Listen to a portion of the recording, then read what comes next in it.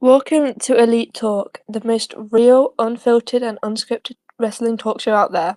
I'm your host, Haley, and tonight we'll be diving headfirst into the chaos, the drama, and everything in between the world of Elite. No scripts, no filters, just opinion and hot takes.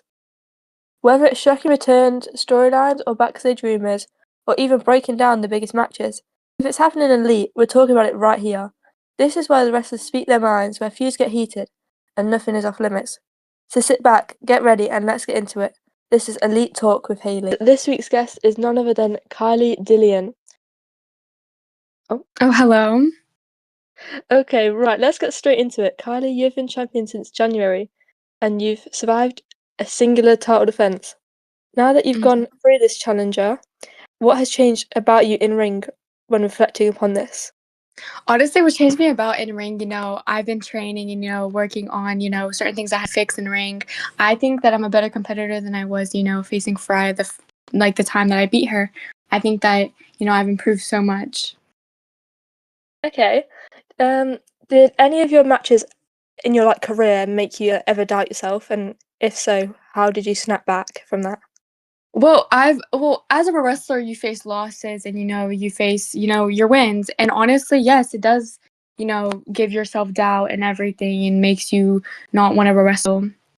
But I've faced it numerous of times, honestly, and I've, got to the point where I wanted to quit. But honestly, you gotta make yourself realize you have so much more to prove than, you do. Yeah, you want to prove it to yourself, that you are as good as you can be. Mm-hmm.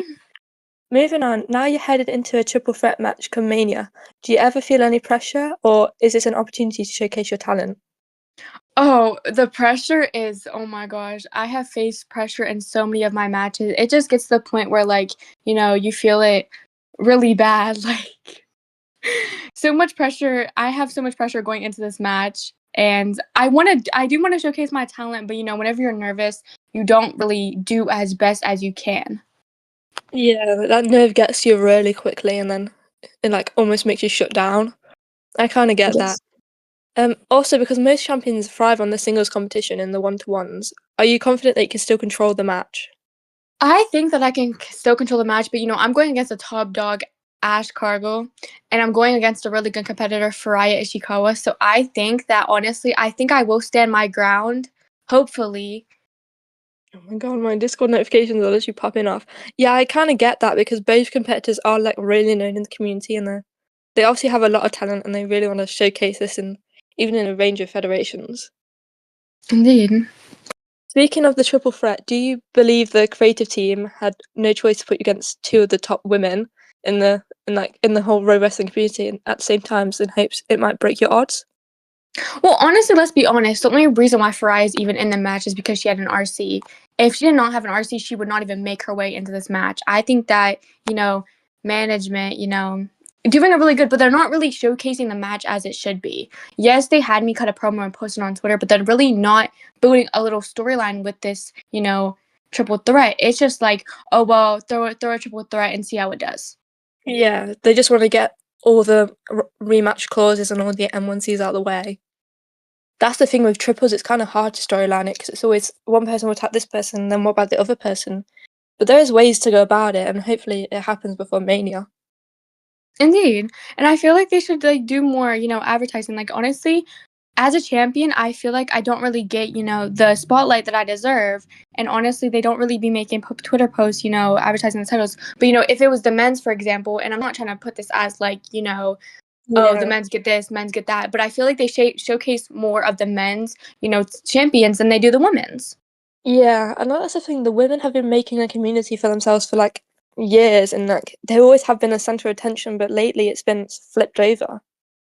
Yeah, indeed. I feel like the women never get the spotlight that they deserve. They're always overshadowed by men. Yes, people may agree that men have more skill, but I think the women bring the character and they know how to perform.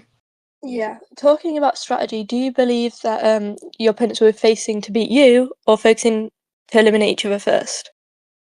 Honestly, I have no clue. I can't really answer that because, I'm not in the match. But as Freya did sneak me at OPW, I'm not surprised if Freya, would not do it again because that girl goes behind people's backs and do whatever.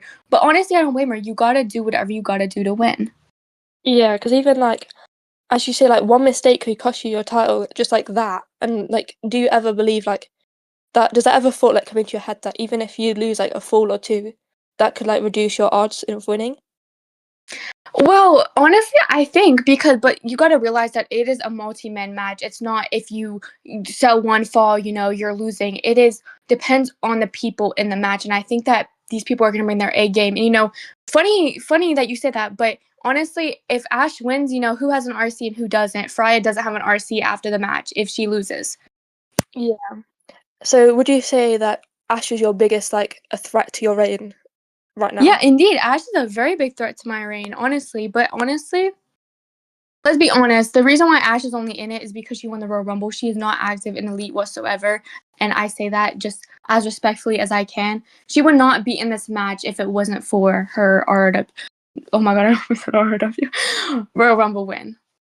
Okay. Also, do you believe that at Mania you're walking as a threat, or do you believe these two women have actually reached your level? Honestly, I think, I find myself as a threat. People may disagree, people may agree, but honestly, I find myself as a threat. And I am really walking into, like, great women that, match my skill. I think that this is a very good opportunity for me. Yeah, especially if they're against two women who have like won championships in like OPRW. They know what they're doing. They've been around longer. So any opportunity to face those two women is like either way. If you win or lose, it's still like showcasing your talent, I would say. Yeah, indeed. It's showcasing my talent, showing what I can prove and what I could be. I think that, they have honestly had more experience than I have in ring because, I am a new gen. I have not really had the experience that they've had, winning OPW belts. That is amazing. Even though I have won an OPW belt myself, even though it's development brand, I think that I think I'm the underdog personally in this, match. Because as OPRW says, like they've created the next generation of pro wrestlers. So even if you don't win to whenever, you're still gonna win in the future because that's what they've developed for you to become. Yeah, indeed. Okay, my last question is: now that you've been champion twice, one defense is done and one more is lined up. When you step into the ring and hold the title, what version of yourself do you actually see? Honestly, I see, Kylee, Dillon, I see myself for me and I know what I can do. And I just feel like I don't have the confidence, to do what I know I can do best because the nervous really hits you in ring. And I feel like, hopefully I don't get nervous, this match. And, hopefully all things go well. Yeah. I mean, good luck for Mania, and that is all for today. Thank you so much for being. There it is, everyone. Not scripted, real emotion, and just the truth from the champion. Thank you to Kylie, and thank you for everyone for watching. This has been Elite Talk.